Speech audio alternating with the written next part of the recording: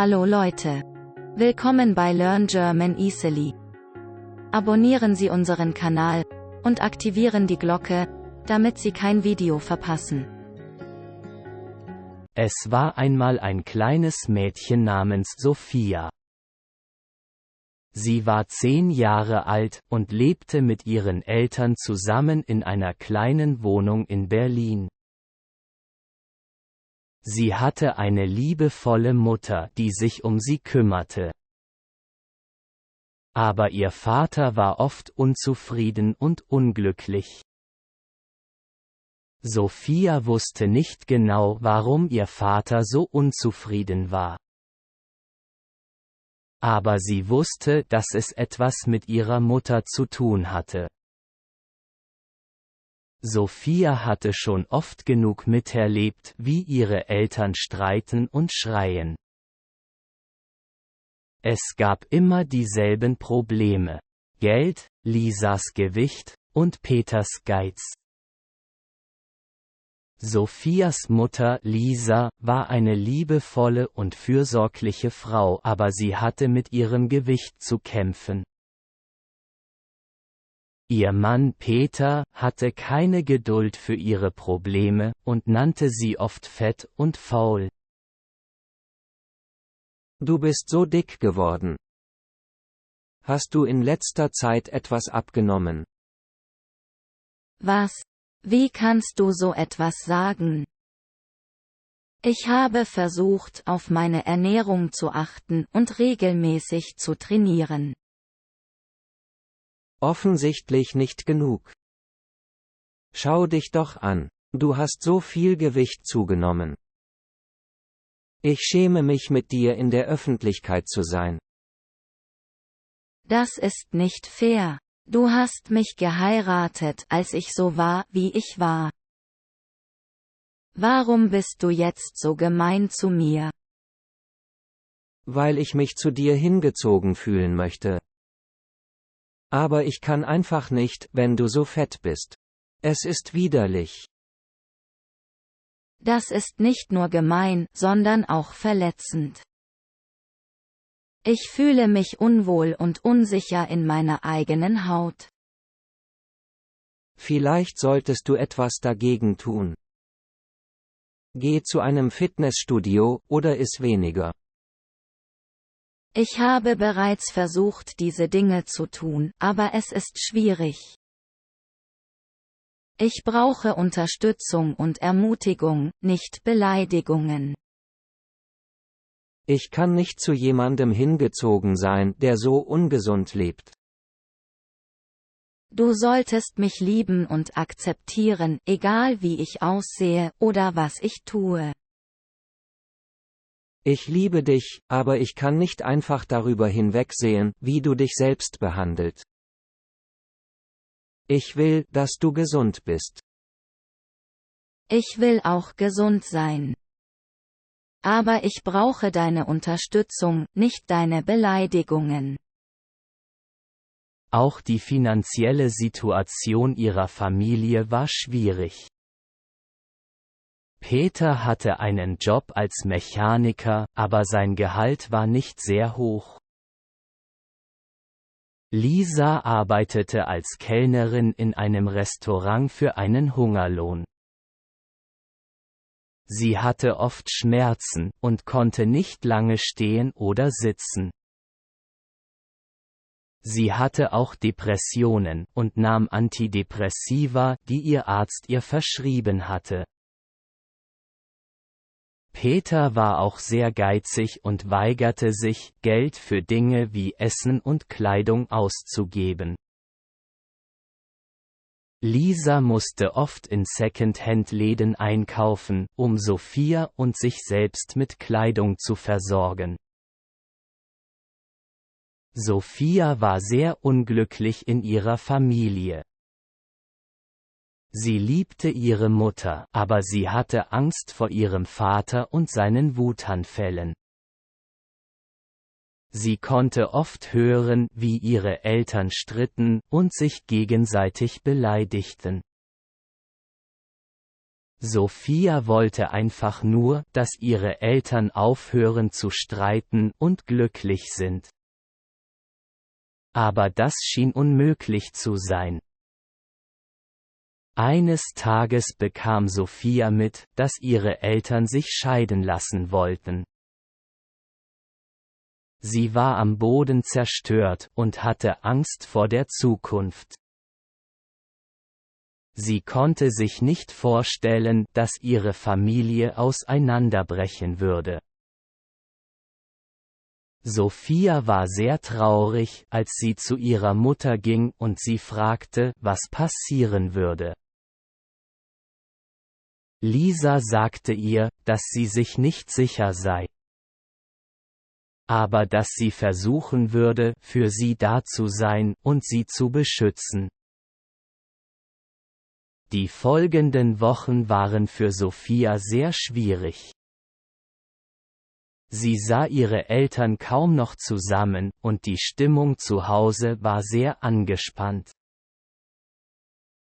Ihr Vater war sehr ungeduldig und gereizt. Während ihre Mutter versuchte, stark zu bleiben und sich um Sophia zu kümmern. Eines Tages kam Sophia von der Schule nach Hause und fand ihre Mutter weinend in der Küche. Lisa erzählte ihr, dass ihr Vater gegangen sei und dass er nicht mehr zurückkommen würde. Sophia war schockiert und wusste nicht, was sie tun sollte. Sie hatte Angst davor, was die Zukunft bringen würde.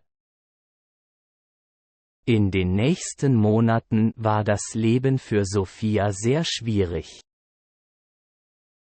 Sie und ihre Mutter hatten nicht viel Geld und mussten in eine kleinere Wohnung ziehen. Sophia musste auch die Schule wechseln, was ihr schwer fiel, weil sie ihre Freunde vermisste. Aber das Schlimmste von allem war, dass Sophia ihre Mutter so unglücklich sah. Lisa hatte Schwierigkeiten, allein für Sophia zu sorgen. Sie hatte nicht genug Geld, um Essen zu kaufen. Und sie musste oft Überstunden machen, um die Miete zu bezahlen. Sophia sah, wie müde und gestresst ihre Mutter war, und sie konnte nicht anders, als sich schlecht zu fühlen. Sophia vermisste ihren Vater manchmal, aber sie wusste, dass er ihr und ihrer Mutter nicht gut getan hatte. Sophia versuchte, ihrer Mutter so gut wie möglich zu helfen. Sie half beim Kochen und beim Aufräumen und versuchte, so wenig wie möglich Geld auszugeben. Aber das war nicht immer einfach. Besonders wenn Sophia mitbekam, wie andere Kinder in der Schule über ihre Kleidung oder ihr Essen lachten. Eines Tages, als Sophia von der Schule nach Hause kam, sah sie, dass ihre Mutter in der Küche saß und weinte. Sophia wusste sofort, dass etwas nicht stimmte. Lisa erzählte ihr, dass sie ihren Job verloren hatte und nicht wusste, wie sie die Miete bezahlen sollte. Sophia war schockiert und besorgt, aber sie wusste, dass sie für ihre Mutter da sein musste. . Sophia beschloss, etwas zu unternehmen. Sie begann im Supermarkt nach Angeboten zu suchen und sich Gedanken darüber zu machen, wie sie und ihre Mutter mit wenig Geld überleben konnten. Sie schrieb auch einen Brief an ihren Vater und bat ihn um Hilfe, aber er antwortete nie. In den nächsten Wochen kämpfte Sophia darum, für ihre Familie zu sorgen. Sie half ihrer Mutter bei der Jobsuche. und begann Zeitungen auszutragen, um ein wenig Geld zu verdienen. Aber es war nicht genug, um die Rechnungen zu bezahlen. Sophia war verzweifelt und verängstigt. Eines Tages bekam Sophia eine Idee. Sie beschloss, einen Flohmarkt zu veranstalten und all ihre alten Spielsachen und Kleidung zu verkaufen. Sie bat ihre Freunde um Spenden und organisierte alles selbst. Der Flohmarkt war ein Erfolg. Und Sophia und ihre Mutter konnten genug Geld verdienen, um die Miete zu bezahlen und etwas zu essen zu kaufen. Eines Tages besuchte Peter Lisa in ihrer neuen Wohnung. Er war betrunken und sagte, dass er sie vermisste. Aber Lisa wusste, dass er sich nicht geändert hatte. Und dass er immer noch der gleiche Mann war, der sie beleidigt und verletzt hatte. Sie sagte ihm, dass er gehen sollte und dass sie ihn nie wieder sehen wollte. Sophia hatte Angst vor ihrem Vater, aber sie war auch traurig, dass er nicht mehr Teil ihres Lebens war. Doch sie wusste, dass es besser war, ohne ihn zu leben. Die Jahre vergingen und Sophia wurde älter und selbstständiger. Sie ging zur Universität und studierte Psychologie. Sie wollte anderen Menschen helfen, die ähnliche Probleme hatten wie ihre Familie. Lisa war stolz auf sie und unterstützte sie bei ihrem Studium. Eines Tages erhielt Sophia einen Anruf von ihrem Vater.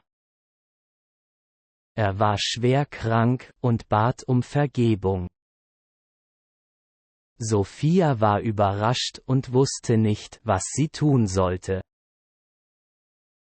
Doch Lisa sagte ihr, dass sie ihm vergeben sollte, wenn sie es konnte. Sophia besuchte ihren Vater im Krankenhaus und sprach mit ihm. Er entschuldigte sich für all die Schmerzen, die er ihr zugefügt hatte und sagte, dass er seine Fehler bereute. Sophia wusste nicht, ob sie ihm vergeben konnte. Aber sie entschied sich, ihm eine zweite Chance zu geben. Sie besuchte ihn regelmäßig im Krankenhaus und sprach mit ihm über ihre Vergangenheit und ihre Gefühle. Es war nicht einfach, aber sie fühlte sich erleichtert und befreit, als sie ihm endlich vergeben konnte. Einige Monate später starb ihr Vater und Sophia war traurig. Aber sie wusste, dass sie ihm vergeben hatte und dass er in Frieden gehen konnte. Sophia schloss ihr Studium ab und begann als Therapeutin zu arbeiten. Sie half vielen Menschen, die ähnliche Probleme hatten wie ihre Familie. Sie und ihre Mutter lebten in ihrer kleinen Wohnung und hatten genug Geld, um sich ihre Bedürfnisse zu leisten. Sie hatten gelernt, dass Geld nicht alles im Leben ist und dass Liebe und Unterstützung viel wichtiger sind. Wenn Ihnen dieses Video gefallen hat, klicken Sie auf Gefällt mir. Und vergessen Sie nicht, den Kanal zu abonnieren und die Glocke für weitere Unterrichtsstunden zu aktivieren.